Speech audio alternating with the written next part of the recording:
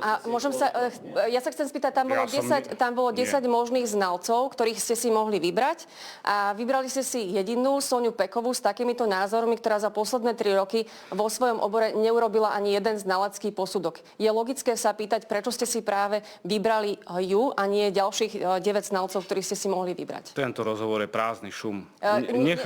Nech rozhodnú orgány činné v trestnom konaní. Prepáčte, týmto posudkom sa zaoberá celá slovenská verejnosť, takže máme...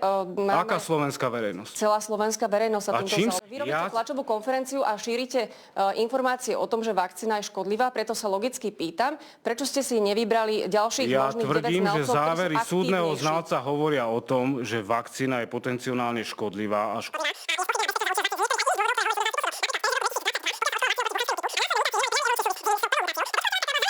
má absolútne žiadny účinok na ďalší typ. Odbačujete od témy. Ja som sa pýtala, prečo ste si vybrali... Prosím vás, prečo ste si vybrali práve Soniu Pekovú? Prečo ste si vybrali práve Soniu Pekovú? Ďalšia otázka, prosím. Prečo ste si vybrali práve Soniu Pekovú? Ďakujem.